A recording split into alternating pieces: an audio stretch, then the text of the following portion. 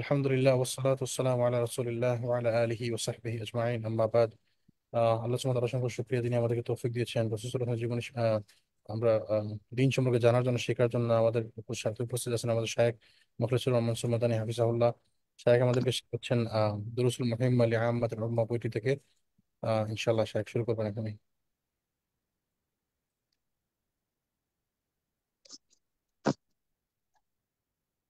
السلام عليكم ورحمة الله وبركاته. الحمد لله والصلاة والسلام على رسول الله وعلى آله وصحبه ومن والاه أما بعد. প্রশংসা মাত্রই মহামহিয়ান মহান রব্বুল ইজ্জাতের জন্য, যার অশেষ মেহেরবানিতে আমরা দূর দূরান্ত থেকে আজকের এই দুরুস আল মুহিম্মা লিআম্মাতিল উম্মাহ বাজ শেখ আব্দুল আজিজ বিন আব্দুল্লাহ বিন বাজ রাহিমাহুল্লাহ রচিত এই কিতাবের দার্সে আমরা বসতে পেরেছি। এর জন্য আল্লাহর শুকরিয়া আদা করছি, আলহামদুলিল্লাহ। সালাতু সালাম বর্ষিত হোক আমাদের প্রিয় নবী মুহাম্মদ সাল্লাল্লাহু আলাইহি ওয়াসাল্লামের উপরে। অতঃপর সম্মানিত উপস্থিতি, শেখ বিন বাজ রাহিমাহুল্লাহ তিনি আমাদেরকে শুরুতে বলেছিলেন যে প্রত্যেকটা মুসলিমের সূরা ফাতিহা সহ সূরা জিলজাল বা জালজালা যেটাকে বলছে, এই ইযা জুলজিলাতিল আরদু জিলজালাহা, এই সূরা থেকে শেষ পর্যন্ত তথা সূরা নাস পর্যন্ত মুখস্থ থাকা, তার অর্থ জানা, সংক্ষিপ্ত ব্যাখ্যা সহকারে এগুলো জানা প্রত্যেকটা মানুষের জন্য জরুরি। সেগুলো আমরা আপনাদের সামনে পেশ করেছিলাম। এর পরবর্তী দাস ছিল আরকানুল ইসলাম, ইসলামের রোকন সমূহ সম্পর্কে। এবং সেখানে প্রথম রোকন হচ্ছে শাহাদাতু আল্লা ইলাহা ইল্লাল্লাহ ওয়া আন্না মুহাম্মাদার রাসূলুল্লাহ। তো এর আগে আমরা শাহাদাতু আল্লাহ ইলাহা ইল্লাল্লাহর বিভিন্ন পয়েন্ট নিয়ে আলোচনা করেছি। শাহাদাতু আল্লাহ ইলাহা ইল্লাল্লাহর শর্ত রয়েছে 7টি, এবং সাথে সংযুক্ত করা হয়েছে আরো একটি, মোট 8টি শর্তের ব্যাখ্যা। সাথে আমরা গত দার্স শেষ করেছিলাম নওয়াকিদুশ শাহাদাতাইন, ইসলাম ভঙ্গকারী বিষয় গুলি নিয়ে আলোচনা আমরা করেছিলাম। এমন কিছু বিষয় রয়েছে যেগুলো করলে কোনো ব্যক্তি ইসলাম থেকে বের হয়ে যায়, সেগুলো আমরা গত সপ্তাহে শেষ করেছিলাম। আজকে আমরা দুই শাহাদাত, একটা হলো শাহাদাতু আল্লাহ ইলাহা ইল্লাল্লাহ, আর একটা হলো শাহাদাতু আন্না মুহাম্মাদার রাসূলুল্লাহ। তো যেমন আল্লাহকে বিশ্বাস করতে হবে যে আল্লাহ ছাড়া সত্যিকার কোনো মাবুদ নেই, তেমনই সাক্ষ্য দিতে হবে যে মুহাম্মদ সাল্লাল্লাহু আলাইহি ওয়াসাল্লাম আল্লাহর রাসূল। কোন ব্যক্তি যদি মুহাম্মদ সাল্লাল্লাহু আলাইহি ওয়াসাল্লামকে আল্লাহর রাসূল বলে স্বীকার না করে, তাহলে সে ঈমানদার হতে পারবে না। এই কথা শেখ উল্লেখ করে বলছেন যে মা বায়ানি শাহাদাতি আন্না মুহাম্মাদার রাসূলুল্লাহ, এবং সাথে সাথে শাহাদাতু আন্না মুহাম্মাদার রাসূলুল্লাহ এটার একটা বিস্তারিত যে বর্ণনা এসেছে, সেই বর্ণনাগুলো আমাদেরকে জানতে হবে, সেগুলো মানুষের সামনে পেশ করতে হবে। তো যখন আমরা শাহাদাতু আন্না মুহাম্মাদার রাসূলুল্লাহ এই কথা বলবো, তার অর্থ দাঁড়ায় যে শাহাদাতু আন্না মুহাম্মাদান রাসূলুল্লাহ, মুহাম্মদ সাল্লাল্লাহু আলাইহি ওয়াসাল্লাম আল্লাহর রাসূল, বিআন ইয়াশহাদা লিন-নাবিয়্যি বির-রিসালা, রাসূল সাল্লাল্লাহু আলাইহি ওয়াসাল্লাম তিনি একজন রাসূল, তিনি একজন নবী, এই সাক্ষ্য যেমন দিব। ওয়া আন্নাহু রাসূলুম মুরসালুম মিনাল্লাহি সুবহানাহু ওয়া তাআলা, এবং তিনি হলেন আল্লাহর পক্ষ থেকে প্রেরিত একজন রাসূল। ওয়া আন্নাহু আবদুল্লাহি ওয়া রাসূলুহু, তিনি আল্লাহর বান্দা এবং আল্লাহর রাসূল। আরো একটি বই আছে আকিদাতুত তাওহীদ, ডক্টর সালেহ ফাওজান হাফিজাহুল্লাহ লিখেছেন। সেখানে তিনি উল্লেখ করেছেন যে শাহাদাতু আন্না মুহাম্মাদার রাসূলুল্লাহ এর রোকন হলো দুটি। প্রথম রোকনটি হলো যে মুহাম্মদ সাল্লাল্লাহু আলাইহি সাল্লাম আবদুহু, আল্লাহর বান্দা, এ কথা বিশ্বাস করতে হবে। 2 নাম্বার রাসূলুহু, আল্লাহর রাসূল। তো মুহাম্মদ সাল্লাল্লাহু আলাইহি সাল্লাম আল্লাহর বান্দা, এটা হলো প্রথম রোকন। আর রাসূলুহু হলো দ্বিতীয় রোকন। রাসূল সাল্লাল্লাহু আলাইহি সাল্লাম নিজেও বলছেন যে লা তুতরুনি কামা আতরাতিন নাসারা ইবনে মারইয়াম, তোমরা আমাকে নিয়ে সেরকম বাড়াবাড়ি করিও না যেমন খ্রিস্টানেরা বা নাসারারা তারা ঈসা ইবনে মারইয়ামকে নিয়ে বাড়াবাড়ি করেছে। ইন্নামা আনা আবদুন ফাকুলু আব্দুল্লাহ ওয়া রাসূল, তো আমি একজন আল্লাহর বান্দা মাত্র, তোমরা আমাকে আল্লাহর বান্দা এবং রাসূল বলেই এই ডাকবে বা জানবে। তাহলে মুহাম্মদ সাল্লাল্লাহু আলাইহি সাল্লাম আল্লাহর পক্ষ থেকে প্রেরিত রাসূল এবং তিনি আল্লাহর বান্দা ও রাসূল। শাররাফাহু আল্লাহু বির রিসালাতি ওয়াল উবুদিয়্যাহ, রিসালাত তথা রাসূল বানিয়ে এবং উম, দাসত্বের মাধ্যমে অর্থাৎ আল্লাহর বান্দা হিসেবে আল্লাহ তাকে সম্মানিত করেছেন। ফাহুয়া সাইয়্যিদুল আম্বিয়া ওয়াল মুরসালিন। তিনি যখন আপনি শাহাদাতু আন্না মুহাম্মাদার রাসূলুল্লাহ বলবেন, তখন এগুলো আপনাকে বিশ্বাস করতে হবে।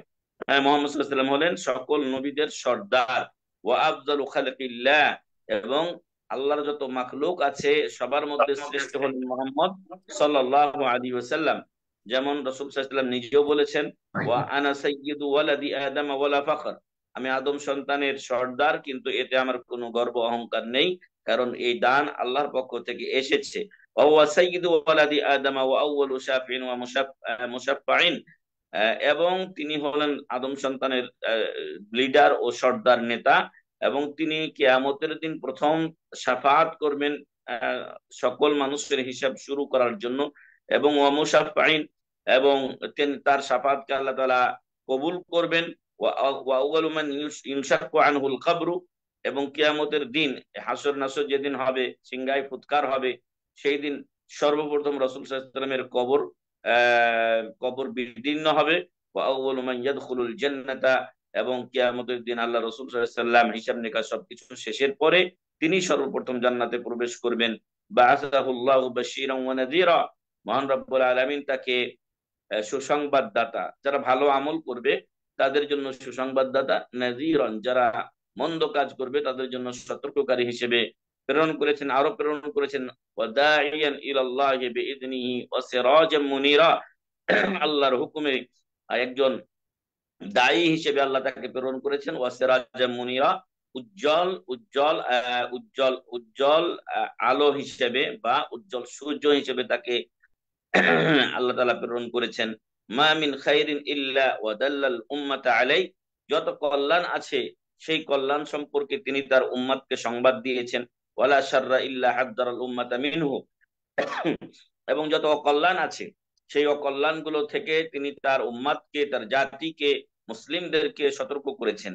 এ গেল শাহাদাতু আন্না মুহাম্মাদার রাসূলুল্লাহ এর সংক্ষিপ্ত ব্যাখ্যা।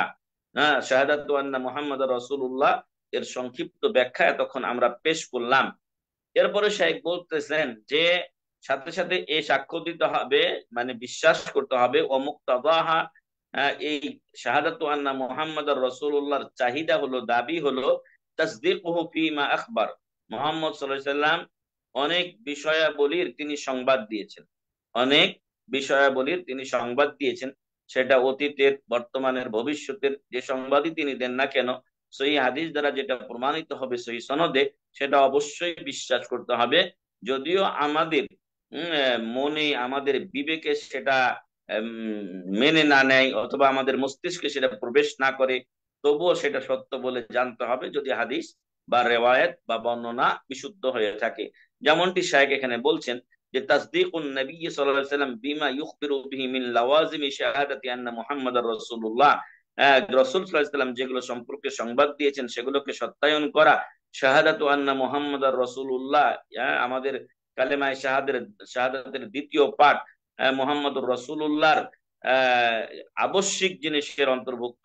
আম্মা আখবারা বিহি রাসূল সাল্লাল্লাহু আলাইহি ওয়াসাল্লাম মিনাল আখবারিল মাউদিয়া মিন আখবারিল উমামি, অতএব রাসূল সাল্লাল্লাহু আলাইহি ওয়াসাল্লাম পূর্ববর্তী উম্মত সমূহের যে সকল সংবাদ দিয়েছেন, ওমা রাআ মিনাল আয়াতি ওয়াল জান্নাতি ওয়ান নার, এবং আল্লাহ তাআলা তাকে মেরাজে নিয়ে গিয়ে জান্নাত, জাহান্নাম ইত্যাদি যে নিদর্শন দেখিয়েছেন, ওয়াবিমা ইখবিরু বিহি মিন খাবারিস সামা, এবং তিনি আকাশের যে সংবাদগুলো মানে ওহির মাধ্যমে প্রাপ্ত হয়ে আমাদেরকে জানিয়েছেন, ইয়া হাক্কুন ইয়াজিবু তাসদীকুহু ওয়াল ঈমানু বিহি, এগুলো সত্য বলে জানতে হবে এবং তার প্রতি ঈমান নিয়ে আসা ওয়াজিব, তার প্রতি ঈমান নিয়ে আসা ওয়াজিব, তাকে সত্যায়ন করা ওয়াজিব। ওয়ালাউ লাম ইয়াদখুলিল উকুলা, যদিও সেই বিষয়গুলো আমাদের মস্তিষ্কে না ধরে, ধরুক আর না ধরুক, আপনি বুঝেন আর না বুঝেন, সেটাকে অবশ্যই বিশ্বাস করতে হবে। ওয়াকাযালিকা, অনুরূপ, আখবারা ওয়াকাযালিকা মা আখবারা বিহি রাসূল সাল্লাল্লাহু আলাইহি ওয়াসাল্লাম মিম্মা সায়াকা ওয়া আখিরাজ জামানি মিন আলামাতিস সাআতি ওয়া আযাবিল কবরি ওয়া নাঈমিহি, অনুরূপ আল্লাহ রাসূল সাল্লাল্লাহু আলাইহি ওয়াসাল্লাম শেষ জামানায় শেষ জামানায় যেগুলো সংগঠিত হবে ওই সম্পর্কিত যত তথ্য দিয়েছেন সেগুলো আমাদেরকে বিশ্বাস করতে হবে। যেমন যেমন আলামাত ইসসাআ, কিয়ামতের কিছু আলামত বলেছেন রাসূল সাল্লাল্লাহু আলাইহি ওয়াসাল্লাম। দাজ্জাল আসবে, ঈসা আলাইহিস সালাম আবার দুনিয়াতে আগমন করবেন, তারপরে একটা দাব্বাতুল আরজ বের হবে, আরো আরো যেগুলো বলেছেন, পশ্চিম দিগন্ত থেকে সূর্য উদিত হবে, এগুলো সবই সত্যায়ন করতে হবে। ও আযাবিল কবর, কবরের আযাবের কথা, ও নাঈমিহি, এবং যারা ভালো আমল করে যান কবরে তাদেরকে নিয়ামত দেওয়া হয়, সুখ শান্তি হয় তাদের। ওয়াল বা'সি বাদাল মাউত, মরণের পরে আবার পুনরুত্থান ঘটবে আমাদের, সেটা সম্পর্কে। ওয়া আহলা আহওয়ালিল আখিরাতি ওয়া আহওয়ালি আহলিন নার, এবং পরকালে মানুষের যে ভয়াবহ অবস্থা হবে, জাহান্নামীদের যে অবস্থা হবে, জান্নাতীদের যে অবস্থা হবে, এগুলো যেগুলো রাসূল সাল্লাল্লাহু আলাইহি ওয়াসাল্লাম বলেছেন সেগুলো সম্পর্কে বিশ্বাস রাখতে হবে। ওয়া হুয়া মিনাল গায়বিল্লাযী আতলা আল্লাহু নাবিয়্যাহু আলাইহি, এবং এটা হলো গায়েবের খবর যেটা আল্লাহ তাআলা তার নবী সাল্লাল্লাহু আলাইহি ওয়াসাল্লামকে জানিয়ে দিয়েছেন। আর যেগুলো আমরা বললাম অনেকগুলো তাকে দেখিয়েছেন, মেরাজ রজনীতে জান্নাত জাহান্নাম এগুলো তাকে দেখানো হয়েছে। কবরের আযাব রাসূল সাল্লাল্লাহু আলাইহি ওয়াসাল্লাম জানতে পারতেন, বুঝতে পারতেন, অনেকগুলো তাকে বোঝানো হতো। যেমনটি রাসূল সাল্লাল্লাহু আলাইহি সাল্লাম দুজন ব্যক্তির কবরের পাশ দিয়ে যাচ্ছিলেন এবং বললেন যে ইন্নাহুমা লা ইউআযাবান, তাদের দুইজনের শাস্তি হচ্ছে, আম্মা আহাদুহুমা ফাকানা লা ইস্তাতিরু মিনাল বাউল, একজন পেশাব থেকে বাঁচতো না, ওয়া আম্মাল আখার ফাকানা ইয়ামশি বিন নামিমা, আর একজন চগলখড়ি করে বেড়াতো, একজনের কথা আরেকজনকে বলে বেড়াতো ঝগড়া বিবাদের উদ্দেশ্যে। তো এগুলো আল্লাহ তাআলা তাকে জানিয়ে দিয়েছেন। ওয়া আখবারা বিহি উম্মাতাহু বালাগান ওয়া নুসহান ওয়া শাফাকাতান, এবং আল্লাহর নবী সাল্লাল্লাহু আলাইহি সাল্লাম এগুলো সম্পর্কে তার উম্মাদকে জানিয়ে দিয়েছেন। তাদেরকে জানিয়ে দেওয়া তার একটা দায়িত্ব এই এই এই জন্য, এবং তিনি তাদের প্রতি দয়াশীল এবং তাদের কল্যাণকামী, এজন্য তিনি সকল উম্মাহকে এই সংবাদগুলো জানিয়ে দিয়েছেন। তারপরে আমি যখন শাহাদাতু আন্না মুহাম্মাদুর রাসূলুল্লাহ বলবো, তখন আমার একটা দায়িত্ব হলো তাসদীকু ফিমা আখবার, রাসূল সাল্লাল্লাহু আলাইহি ওয়াসাল্লাম যা সংবাদ দিয়েছেন সেগুলোকে সত্যায়ন করতে হবে। সেটার কথা আমরা এতক্ষণ বললাম। দ্বিতীয় একটা পয়েন্ট হচ্ছে যে তাআতুহু ফিমা আমার, আল্লাহ রাসূল সাল্লাল্লাহু আলাইহি ওয়াসাল্লাম যেগুলো আমাদেরকে আদেশ দিয়েছেন, সেই আদেশগুলো আমাদেরকে মেনে চলতে হবে, সেই আদেশগুলো আমাদেরকে মেনে চলতে হবে। কেউ যদি রাসূলের আদেশ পালন না করে তাহলে সে ঈমানদার হতে পারবে না। যেমনটি বলা হচ্ছে তাআতুর রাসূল সাল্লাল্লাহু আলাইহি ওয়াসাল্লাম মিন তাআতিল্লাহ, রাসূলের আনুগত্য করা এটা আল্লাহর আনুগত্য করারই অন্তর্ভুক্ত। যেমনটি অন্য জায়গায় মহান রব্বুল আলামিন বলছেন যে ওমান ইউতিইর রাসূল ফাকাদ আতা আল্লাহ, যে রাসূলের আনুগত্য করলো সেজন্য আল্লাহরই আনুগত্য করলো, সেজন্য আল্লাহরই আনুগত্য করলো।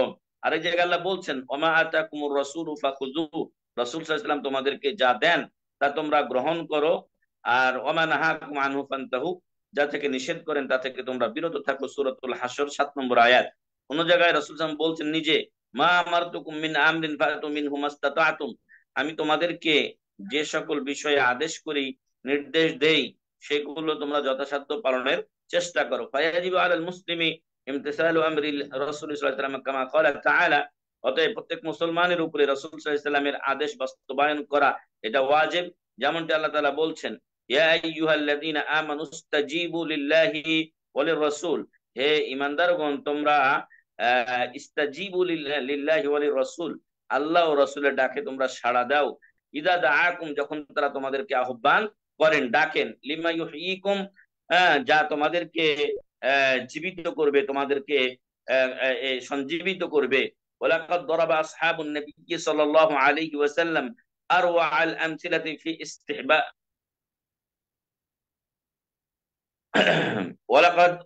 ولقد ضرب اصحاب النبي صلى الله عليه وسلم اروع الامثله في استجابتهم لاوامر الرسول صلى الله عليه وسلم, এবং আল্লাহর রাসূল সাল্লাল্লাহু আলাইহি ওয়াসাল্লাম এর সাহাবাগণ তারা রাসূলের ডাকে সাড়া দেওয়ার ক্ষেত্রে মানে সবচেয়ে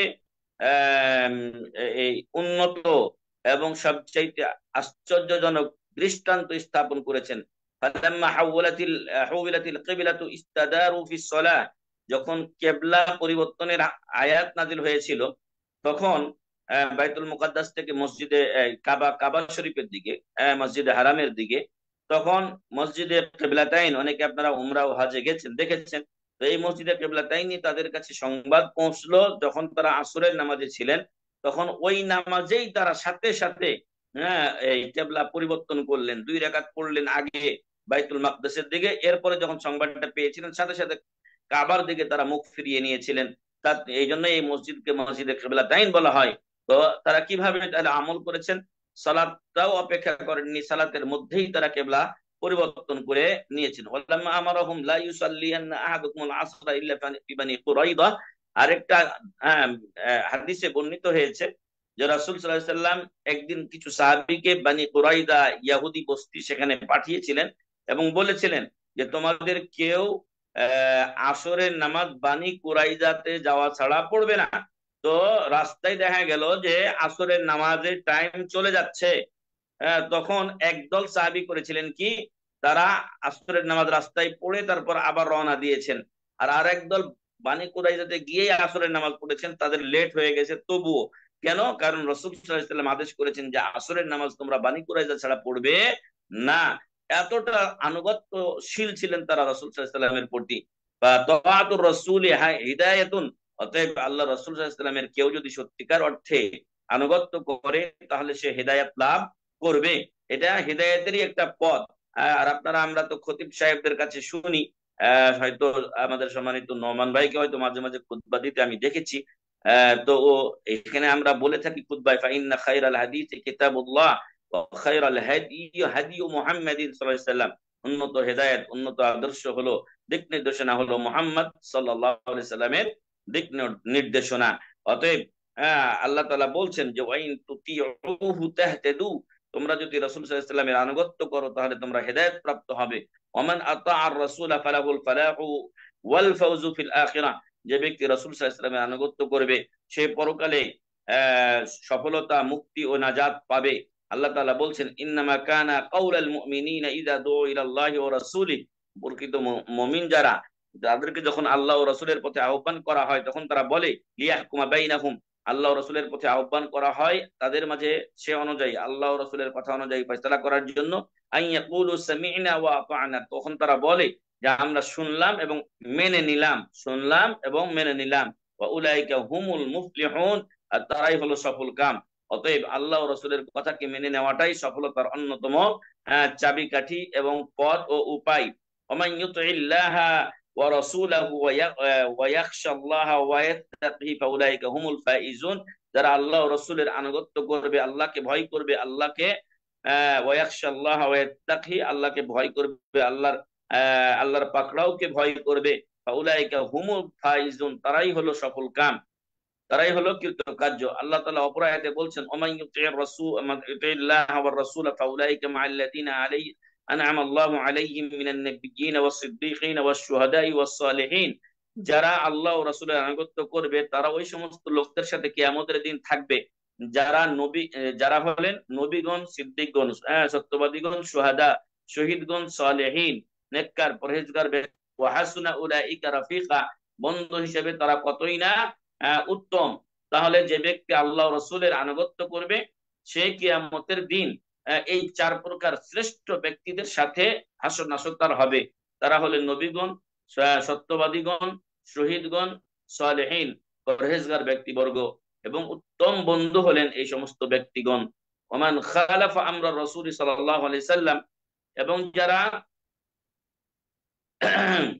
এবং যারা রাসূল সাল্লাল্লাহু আলাইহি সাল্লামের আদেশের বিরোধিতা করবে, সেটা মানবে না, ফাকাদ তাওয়াআদাহুল্লাহু বিল আযাবিল আলীম, এমন ব্যক্তিদেরকে আল্লাহ তাআলা যন্ত্রণাদায়ক শাস্তির ওয়াদা করেছেন। ফাকাদ তাওয়াআদাহুল্লাহু বিল আযাবিল আলীম, আল্লাহ এমন ব্যক্তিদেরকে যন্ত্রণাদায়ক শাস্তির ওয়াদা দিয়েছেন। ক্বালা তাআলা, আল্লাহ তাআলা বলেন ফালিয়াহযারিল্লাযীনা ইউখালিফুনা আন আমরিহি আন তুসিবাহুম ফিতনাতুন আও ইউসিবাহুম আযাবুন আলীম, যারা রাসূল সাল্লাল্লাহু আলাইহি ওয়াসাল্লামের নির্দেশের অবাধ্য হয়, তার তার আদেশের অমান্য করে, তারা যেন সাবধান ও সতর্ক হয়ে যায়, যে কোনো মুহূর্তে ফিতনা তাদেরকে গ্রাস করবে অথবা কঠিন আযাব, যন্ত্রণাদায়ক শাস্তি তাদেরকে গ্রাস করবে। তো আমাদের এই বিষয়টি একটু লম্বা, যেহেতু সময় আপনাদের কম, তো বাকি বিষয়টা আমরা ইনশাআল্লাহ পরবর্তীতে আপনাদের সামনে পেশ করব। তো রাসূল সাল্লাল্লাহু আলাইহি ওয়াসাল্লামের প্রতি ঈমান কিভাবে আনতে হবে, কোন বিষয়গুলোর প্রতি বিশ্বাস থাকতে হবে, সেগুলো যেমনটি আমরা বললাম। তো শাহাদাতু আন্না মুহাম্মাদার রাসূলুল্লাহ, এই এই এই রসুলকে, মোহাম্মদ সাল্লাল্লাহু আলাইহি ওয়াসাল্লামকে আল্লাহর রসুল হিসেবে মেনে নেওয়া 4টি বিষয়কে শামিল করে। তার 2টি বিষয় আজকে আমরা পেশ করলাম। একটা হলো তাসদীকু ফীমা আখবার, রাসূল সাল্লাল্লাহু আলাইহি সাল্লাম যেগুলো সংবাদ দিয়েছেন সেগুলো বিশ্বাস করতে হবে। 2 নাম্বার তাআতুহু ফীমা আমার, তাআতুহু ফীমা আমার, তিনি যেগুলো আদেশ করেছেন সেগুলো আমাদেরকে মেনে চলতে হবে। এই 2টি বিষয় আপনাদের সামনে আজকে পেশ করলাম। বাকি আরো 2টো বিষয় থেকে গেল, ইনশাআল্লাহ আগামী দর্শে আপনাদের সামনে সেগুলো পেশ করব। মহান রব্বুল আলামিন আপনাদের আমাদের সবাইকে হেফাজতে রাখুন, ভালো রাখুন, এবং যেগুলো শুনলাম সে অনুযায়ী আমল করার তৌফিক দান করেন। আমাদের দেশে আপনারা যেখানে আছেন সেখানে যেন আল্লাহ তাআলা সুখ শান্তি সমৃদ্ধ দান করেন, দিনের উপরে কায়েম রাখেন, আমিন। জাযাকুমুল্লাহু খাইরান। সুবহানাকাল্লাহুম্মা ওয়া বিহামদিকা আশহাদু আল্লা ইলাহা ইল্লা আনতা আস্তাগফিরুকা ওয়া আতুবু ইলাইক। জাযাকাল্লাহু খাইরান শাইখ, গুরুত্বপূর্ণ দার্সের জন্য আল্লাহ আপনাকে উত্তম পুরস্কার দান করুন, আল্লাহ আপনার ইলমে বারাকা দান করুন। আল্লাহুম্মা আপনি ক্লাসের ফাঁকে ফাঁকে আমাদের সময় বের করে আমাদেরকে শেখাচ্ছেন, আল্লাহ আপনাকে উত্তম পুরস্কার দান করুন।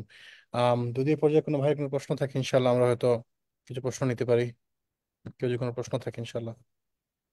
আমার প্রশ্ন আছে। জি, ইনশাল্লাহ। সালামু আলাইকুম। জি, ওয়ালাইকুম আসসালাম ওয়া রাহমাতুল্লাহি ওয়া বারাকাতুহু। আহলান সাহলান। শাইখ, আমার একটা প্রশ্ন হলো গিয়া, আমার এক ফ্রেন্ড সে হলো গিয়া ওই বয়স মনে করো 50-র উপরে, বাট সে দিন সম্পর্কে সে জানে না।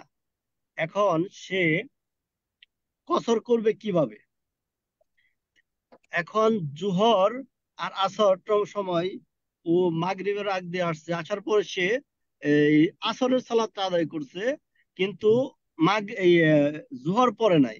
ও কি জুহরটা আগে পড়ে নেবে, নাকি ওই ও যেটা এখন করছে আসর পরে পরে জুহর পড়বে? কসর দুইটা। কসর যদি আহ, সে যদি মুসাফির হয় তখন সে কসর করতে পারবে। সে হ্যাঁ, যদি মুসাফির। মুসাফির হয় তখন সে কসর করতে পারবে। এবং এই ক্ষেত্রে নিয়ম হলো মানে জোহরের টাইমে আসরকে নিয়ে আসতে পারে।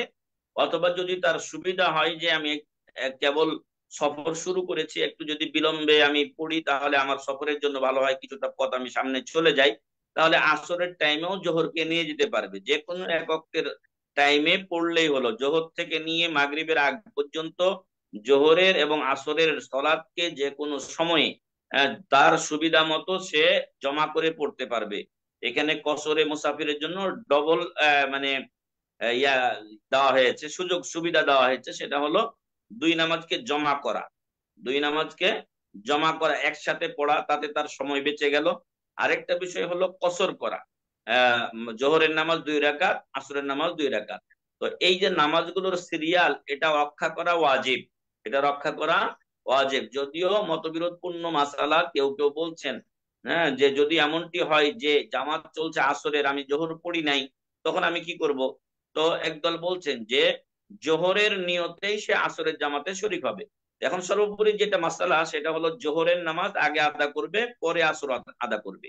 কেউ যদি ভুল ক্রমে আসর পড়ে নিয়ে থাকে তো তারপরে সে জোহর পড়ে নেবে, তাকে নামাজ আর দোহরানোর প্রয়োজন নেই। কিন্তু তাকে শিক্ষা দিতে হবে যে এখন থেকে সে যেন এরকম আর আসর আগে না করে, আগে জোহর পড়বে তারপর আসর পড়বে।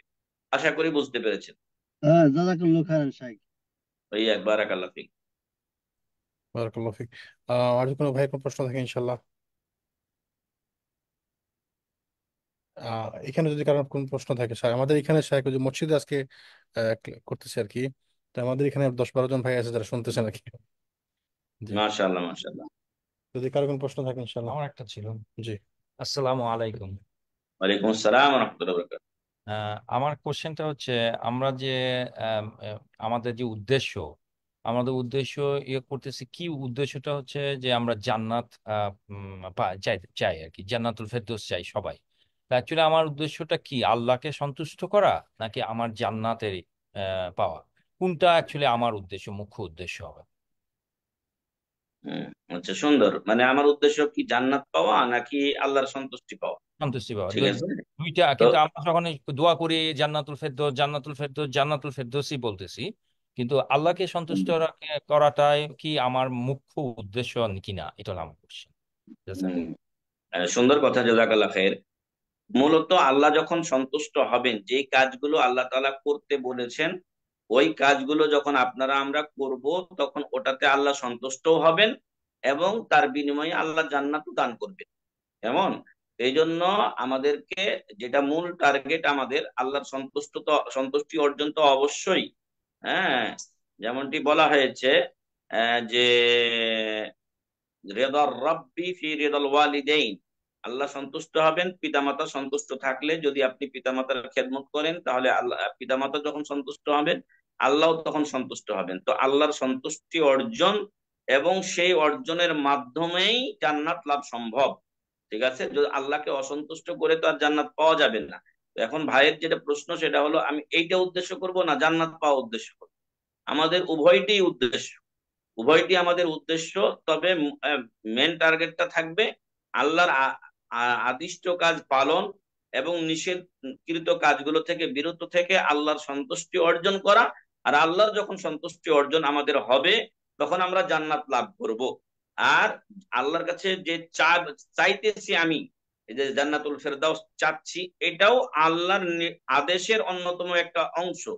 যেমন রাসূল সাল্লাল্লাহু আলাইহি ওয়াসাল্লাম বলছেন যে ইদা সাআলতুমুল্লাহ ফাসআলুহুল ফিরদাউস, যখন তোমরা আল্লাহর কাছে চাইবে তখন জান্নাতুল ফেরদাউস চাও। ফাইন্নাহু আ'লাল জান্নাহ ওয়া আওসাতুল জান্নাহ, কারণ এটা মধ্য খানের জান্নাত এবং সবচেয়ে উঁচু জান্নাত, উন্নত মানের জান্নাত। তো জান্নাতটা তো আমরা চাই, কিন্তু আল্লাহর সন্তুষ্টি ছাড়া জান্নাতটা পাওয়া যাবে না। আল্লাহ আমার উপরে খুশি যখন হবেন তখনই আমাকে জান্নাতে দেবেন। আর কিভাবে আল্লাহ খুশি হবেন? আল্লাহর আদেশকৃত কাজ করা আর নিষেধকৃত কাজ থেকে দূরে থাকার মাধ্যমে। ফলে মূল টার্গেট আল্লাহর সন্তুষ্টি অর্জন, আর এরই মাধ্যমে জান্নাত লাভ সম্ভব। আর জান্নাতটা আমাদেরকে চাইতেও বলা হয়েছে, প্রার্থনাতে অন্তর্ভুক্ত করতে বলা হয়েছে, যেমনটি রাসূল সাল্লাল্লাহু আলাইহি ওয়াসাল্লামের হাদিসে রয়েছে। এবং একাধিক দোয়াতে রাসূল সাল্লাল্লাহু আলাইহি ওয়াসাল্লাম সেগুলো বলতেন এবং জাহান্নাম থেকে নাজাত ও মুক্তি চাইতেন, যেমনটা আমরা প্রত্যেক সালাতের শেষাংশে পড়ে থাকি, আল্লাহুম্মা ইন্নী আউযু বিকা মিন আযাবি জাহান্নাম ওয়া আউযু বিকা মিন আযাবিল কবর ইত্যাদি দোয়াগুলো আমরা করি।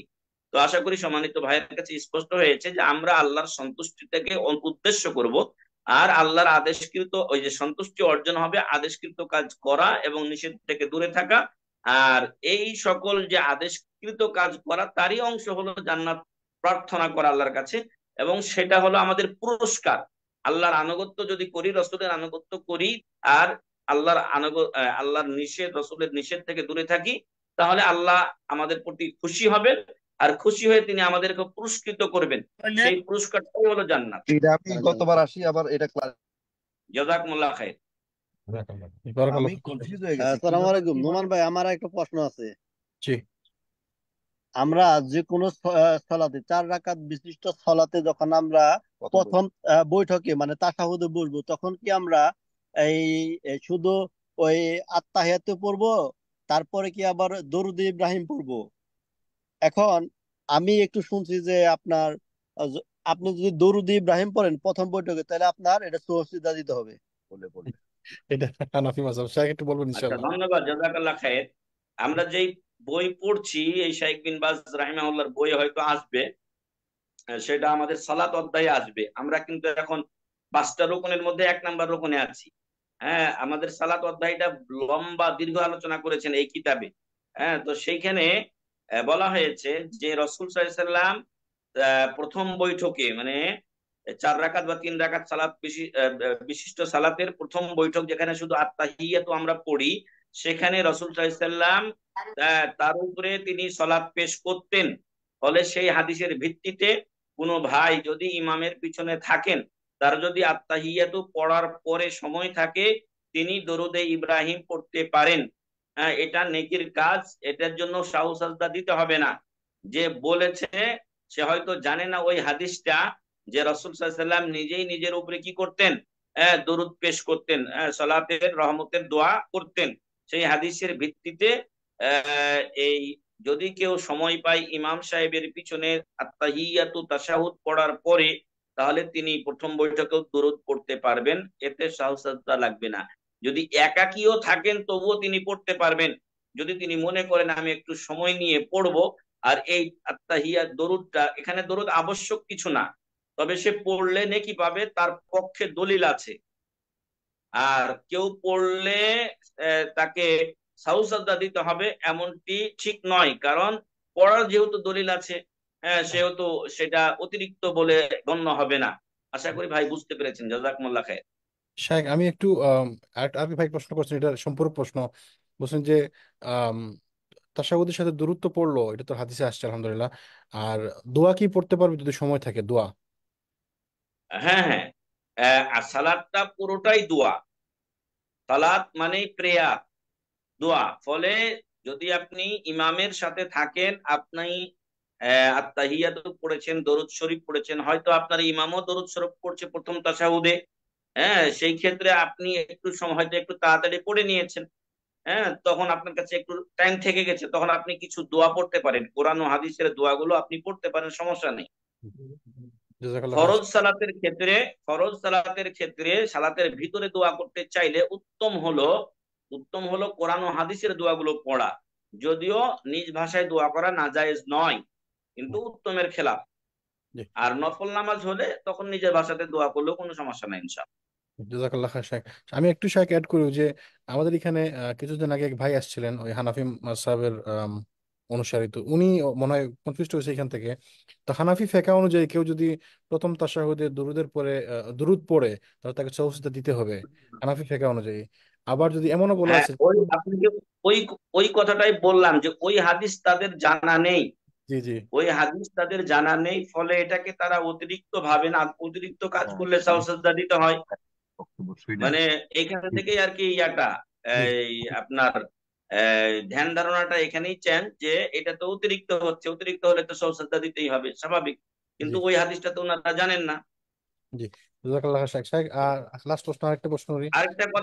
একটা কথা আমি অ্যাড করতে চাই, জি যে আমাদের ভাইয়েরা এখানে দরুদ শরীফ পড়লে আমাদেরকে সাজদা দেওয়া হচ্ছে, অথচ দুই সাজদার মধ্যখানে আল্লাহুম্মা আগফিরলি ওয়ারহামনি ওয়াহদিনি ওয়াআফিনি ওয়ারজুকনি ওয়াজবুরনি, এই যে দোয়াটা পড়া, এটা একটা ওয়াজিব।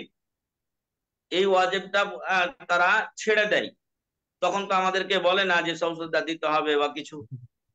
তো আসলে এমন অবস্থা হয়েছে যে যেটা লাজিম সেটা তারা না করে, যেটা জানে না ওইটার উপরে ফতোয়া মারতে আসে।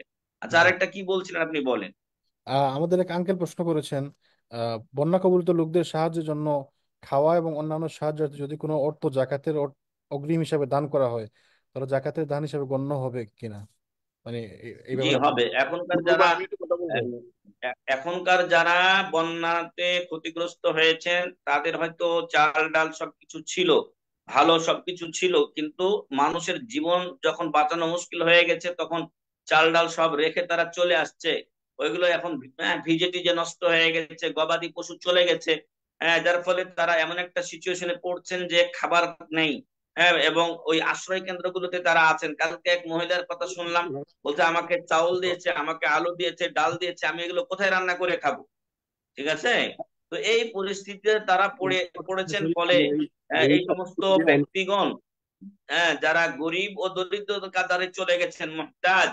আরেকটা জাকাতের আরেকটা হকদার হলো ইবনু সাবিল, রাস্তার পথিক। যে বাড়িতে ধনী হলেও রাস্তায় তার টাকা শেষ হয়ে গেছে, এখন বাসায় পৌঁছতে পারছে না, ওই ওই লোককে তার বাসা পর্যন্ত পৌঁছার জাকাতের টাকা দেওয়া যাবে। তো এমন পরিস্থিতিতে আমাদের এই ভাই বোনেরা পড়ে গেছেন। ফলে তাদেরকে সহযোগিতা করার জন্য এখন অগ্রিম জাকাতও দেওয়া যাবে। আপনি অগ্রিম জাকাত এখন যা দিবেন, ওই সময় হিসাব করে ওই টাকাটা কাট দিবেন আপনি। জি, জাযাকাল্লাহ খাইরান শাইখ। আর কোনো ভাই যদি তবে প্রশ্ন। এক্ষেত্রে বলবো যে যদি কারো অথেন্টিক সোর্স থাকে, সবচেয়ে ভালো সেটা। আলহামদুলিল্লাহ, আমি যেখানে আছি, ইহয়া সুন্নাহ ফাউন্ডেশন, সেখান থেকে আমরা আমাদের গত পরশুদিন ত্রাণের টিম নিয়ে যাওয়া হয়েছে। তো আরেকজন শেখ আছেন মুস্তাফিজুর রহমান মাদানী, হয়তো নাম শুনছেন কেউ। জি জি তো ওনার একটা মাদ্রাসা আছে, হাবরুল উম্মাহ মডেল মাদ্রাসা, এটা লক্ষ্মীপুরে। তো ওনার মাদ্রাসাটা এখন আশ্রয় কেন্দ্র হিসেবে ব্যবহার হচ্ছে। আমরা তার সাথে যোগাযোগ করি যে লক্ষ্মীপুরের পানি বেশি হয়ে যাচ্ছিল, তো এই জন্য তার সাথে যোগাযোগ করা হলে উনি বলেন যে হ্যাঁ সাহেব, এরকম অবস্থা। তো আমরা আমাদের শেখ আকরামুজ্জামান সাহেব সেইখানে ত্রাণগুলো নিয়ে গেছি। এলাকার কিছু বাড়ি ঘরে দেওয়া হয়েছে, এবং বাকিগুলো উনি আসলে প্রথম দিকে আমরা শুকনা খাবার নিয়ে গেছিলাম, যে রান্না বান্না করার সুযোগ থাকবে না, তখন পাউরুটি, টোস্ট, বিস্কিট, এইসব জিনিসগুলো আমরা নিয়ে গেছি। স্যালাইন, ওই যে নাপা ট্যাবলেট, হয়তো পেট খারাপ হলে যে অ্যামোডিস ইত্যাদি ট্যাবলেট গুলো আছে। তো পরবর্তীতে উনি বলেছিলেন যে এখানে যারা আছে তাদেরকে, যেহেতু রান্নার ব্যবস্থা নেই, এক জায়গায় রান্নার ব্যবস্থা মাদ্রাসার, সেহেতু ওইখান থেকে এদেরকে খিচুড়ি টিচুড়ি যা হয় সেগুলো রান্না করে খাওয়ানো হয়। তো লাস্টে আবার আমরা 5 বস্তা চাল, 2 বস্তা আলু, 1 বস্তা এই আপনার ডাল এগুলো ব্যবস্থা করে নিয়ে গেছি। তো এই জন্য বলবো যে ভাইরা দিবেন, আপনাদের অনেকের সোর্স আছে, নিজস্ব সোর্স, সেই সোর্স গুলো থেকে দেবেন। আর যদি মনে করেন যে না সেরকম নেই, আমাদের মাধ্যমেও দিতে পারেন, আমাদের দ্বিতীয় টিম যাবে ইনশাআল্লাহ। আচ্ছা, জাজাকাল্লাহ। জাযাকুমুল্লাহ খাইর। জি, মুজাহিদ ভাই, প্রশ্ন আছে নাকি? হ্যাঁ, নোমান ভাই, মিউট আছে, আপনি করেন। আমি একটু কথা বলবো। জি নোমান ভাই, জি, বলেন বলেন। আমার শাইখের প্রশ্ন হলো, আসসালামু আলাইকুম রহমতুল্লাহ। ওয়ালাইকুম আসসালাম ওয়া রাহমাতুল্লাহি ওয়া বারাকাতুহু। শাইখ, আপনি ওই যে ইয়ের কথা বলছিলেন, এই সেজদার দু সেজদার মাঝখানের বৈঠকে। তো আমি বাংলাদেশের আরেকজন শাইখ, উনি একবার খুব সিরিয়াসলি দৃঢ়তার সাথে বলছিলেন যে আমরা আল্লাহুম্মা গফিরলি ওয়ারহামনি ওয়াদিনি ওয়াফিনি ওয়াজবুরনি ওয়ারফানি ওয়ারজুকনি এগুলো পড়ি। উনি বলছে যে ওটা কোনো সহিহ সনদের বর্ণনা নাই, আপনারা পড়বেন অনলি রাব্বিক ফিরলি রাব্বিক ফিরলি 2 বার।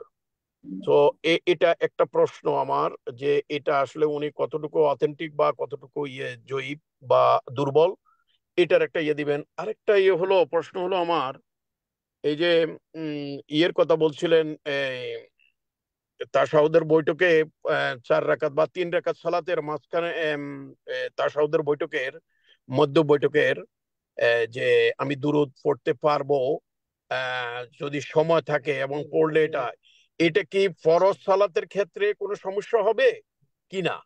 মানে ফরজ সালাত তো আমি ইমামের পিছনে পড়তেছি, এখন ইমাম হয়তো দেখা গেল এমন একটা সময় নিছে যে উনি মানে উনি হয়তো চিন্তা করছে যে এটা লাস্ট বৈঠক, এইভাবে উনি হয়তো পড়েই ফেলতেছেন, এমনও হয়েছে। দেখা গেল আমি যে ইমামের পিছনে পড়তেছি, তাশাহুদ পড়তে ওনার এত সময় লাগার কথা না, কিন্তু উনি জি যে সময়টা নিলেন এতে বোঝা গেছে উনি এখানে দুরূদও পড়ছেন, দোয়া পড়ছেন, এরকম বোঝা যায়। হঠাৎ করে উনি তখন ওনার হয়তো বা কেউ একজন মানে হয়তো সুবহানাল্লাহ বলছে, আমাদের এখানে একদিন ঘটনা ঘটছে এরকম, সুবহানাল্লাহ বলছে অনেক দেরি হওয়ার পরে, আমার মনে নাই এটা জোহর বা আসরে, যে কোনো একটা সালাত, আমার খেয়াল নাই এখন ভালো করি। তো তিনি তখন দাঁড়ায় গেলেন। তো এখন ফরজের ক্ষেত্রে কোনো বাধ্যবাধকতা বা নফল বা সুন্নত অন্য সালাতের ক্ষেত্রে কোনো বাধ্যবাধকতা বা এটা সহি মানে সনদের ইয়েটা কি? আর এই যে আমি পড়তে পারবো, এই হাদিসটা কোন জি, হাদিসের ঠিক আছে, শাইখ বুঝতে পারছি। বইতে জি এবং কত নম্বর দলিলটা সহ জি জি, যদি শাইখ বুঝতে দেন। পারছি। জাজাকাল্লাহ খাইরান। জি জি, শাইখ। আচ্ছা, ধন্যবাদ আমাদের প্রিয় ভাইকে। এরকম জানার আগ্রহ থাকা ভালো। যেটা বলছিলাম যে আল্লাহুম্মা গফিরলি আল্লাহ রব্বিক ফিরলি যেটা উনি বলেছেন, যেমন রুকু সাজদাতে একাধিক দোয়া আছে, ওইরকম এই 2 সাজদার মধ্যখানে যে ভাই ভাই যেটা বলছেন এটাও পড়া যায়, আর যেটা আমরা বললাম সেটাও পড়া যায়। আপনি রব্বিক ফিরলি যদি বলেন সেটাও যথেষ্ট, এটা হলো সর্বনিম্ন। আর আল্লাহুম্মা গফিরলি ওয়ারহামনি ওয়াহদিনি ওয়াআফিনি ওয়ারজুকনি ওয়াজবুরনি এটা পড়লেও আপনার, এটা পড়া আরো বেশি ভালো, কারণ এখানকার প্রার্থনাগুলো বেশি। আপনি রব্বিক ফিরলি বললে আল্লাহ আমাকে ক্ষমা করো, আমাকে ক্ষমা করো বললেন। আর যখন আপনি বললেন আল্লাহুম্মা গফিরলি, তখন আপনার ক্ষমা চাওয়া হয়ে গেল। ওয়ারহামনি, আমাকে রহম করো। আল্লাহুম্মা গফিরলি ওয়ারহামনি ওয়াহদিনি, আমাকে হেদায়েত দাও। ওয়াআফিনি, আমাকে সুস্থ রাখো। ওয়ারজুকনি, আমাকে রিজিক দাও। ওয়াজকুরনি, আমার ঘাটতি পূরণ করো। তো এই যে 6টা বিষয় সেখানে চাওয়া হয়, সেটার দলিল আমি গ্রুপে আপনাদেরকে দেবো ইনশাআল্লাহ, ঠিক আছে? তো এটা ঠিক নয় যে শুধু রব্বিক ফিরলি পড়তে হবে, এটাও হাদিসে আছে, সেটাও আছে। নিম্নে রব্বিক ফিরলি এটা পড়া উচিত, এটা ওয়াজিবের মধ্যে অন্তর্ভুক্ত সালাতের। আমাদের আলোচনায় আসবে সালাতের ওয়াজিব হলো 8টা। ইচ্ছাকৃত কেউ ওয়াজিব ছেড়ে দিলে তার সালাত বাতিল হয়ে যায়, সাউসাদা ছাড়া এই সালাত পূর্ণ হবে না, ঠিক আছে? তো এটা একটি বিষয় ভাইয়ের।